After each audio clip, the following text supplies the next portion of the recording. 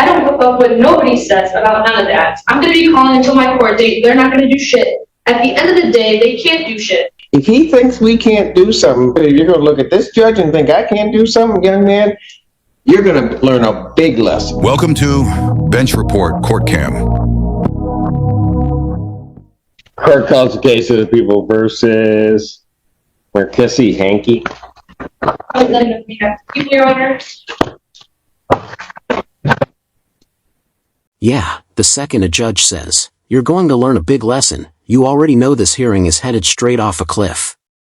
And trust me, this defendant is about to find out that ignoring bond conditions is one of the fastest ways to lose every ounce of judicial sympathy. Good afternoon, Your Honor. Attorney Kevin Masson,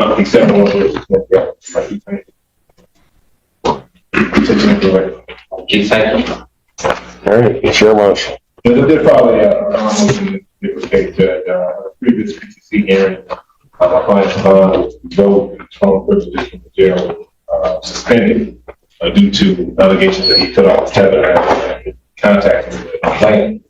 Following that particular bond hearing, I instructed my client to not contact the complainant witness, period, from the jail. I also instructed my client that if allowed to be back on the bond, we would ask the court to hopefully to reinstate his original bond, which tethered. We know judge that he has no prior criminal, well, no prior adult felony conviction whatsoever. Following the submission of my motion, I did read the people's response, which I guess there's been allegations that my client had contacted the complainant subsequently. Now, I just found out today some transcripts, and obviously people address this. So, some of the language that was used during conversations, I don't have phone conversations myself, but I will admit, Judge, that it seems that my client had contacted the complainant even after his bond was revoked. And so I say this, Judge, and again, I know it seems like my client is kind of throwing up his middle finger to the court. Oh, yeah. He is. But Judge, I just would state that this young man, I think he understands now that the court orders are serious, that the court orders him to do something, it means it. So Judge, I'm just asking, I guess, for some leniency to trust that Mr. Hankey will comply. He had a $75,000 cashier bond that he did opposed to a bondsman.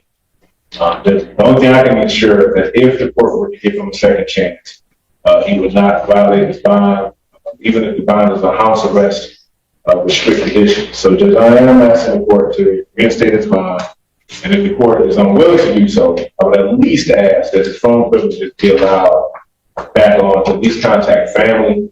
Does he's never had any contact with his family, his children? He hasn't been able to contact his dad, caretaker for. And so at the very least, the restriction on his phone privileges to contact family. All right. Well, before I hear from the people, counsel, let me just say, you came in here the first time, and well, let me start with this.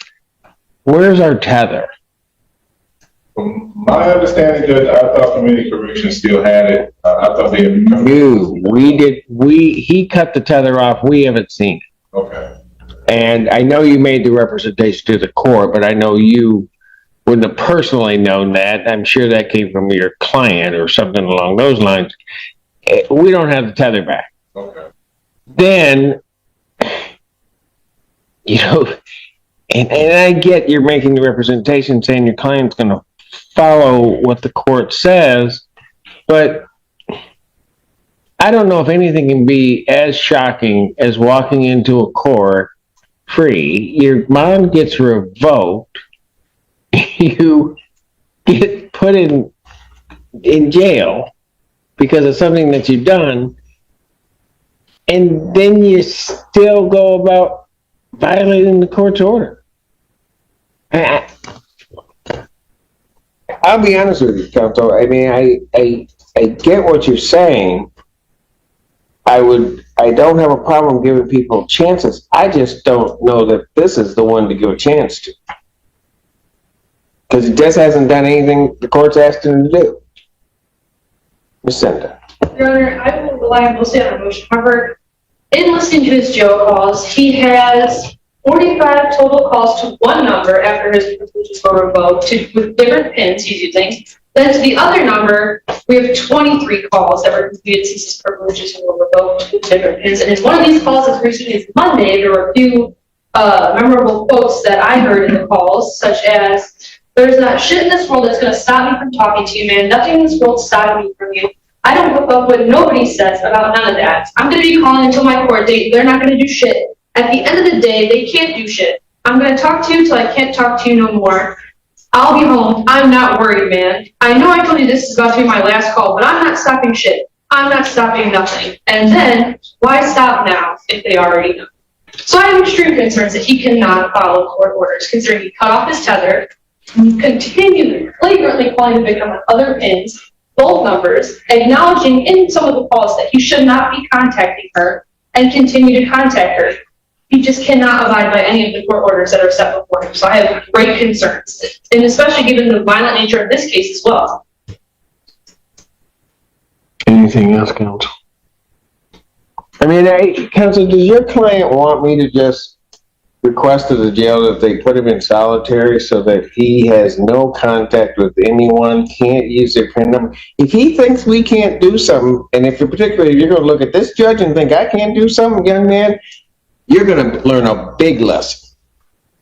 So I definitely don't want that. My client. Well, he needs to, and I don't mean to interrupt you, counsel, but he needs to understand. You can say all that stuff. You are not that big, not that bad. Now, if you want to play with me, this is the kids say, mess around and find out. I guess that's not the quote, but yeah, well, it's close, but I did pretty good. I said it okay, right now. All right. So just, if I may, just briefly, my client would like to. Go ahead. I want to apologize. I don't think I'm being bad at all. Huge burden by myself. I can't say that I'm not in here for nothing. You know, I obviously think I am. Yeah. I just want to apologize. Like I said, I'm not being bad. I don't want to be here at all. I really don't. Truly. So, can't read so much. Please. That's all that matters. I have no problem showing mercy to those that deserve it and have earned it. You have not. Motion for bond reduction or any change is denied. His bond will continue as revoked. Thank you, Judge. And for the record, this is also, from my understanding, the PCC. Yes, sir. Is all discovery complete? And I would ask if possible, if possible.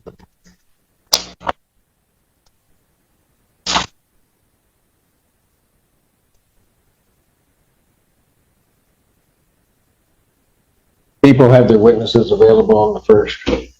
We'll do our best, Your Honor. Preliminary examination in person will be set April 1st, 2025, 9 a.m. in person before Judge Perry. And Your Honor, I did want to make it clear where I did contact the jail yesterday, and they have blocks full of victims' new numbers and old numbers, so there should not be any more More calls coming through. All right. Thank you. Thank you very much, Judge. Thank you, Your Honor.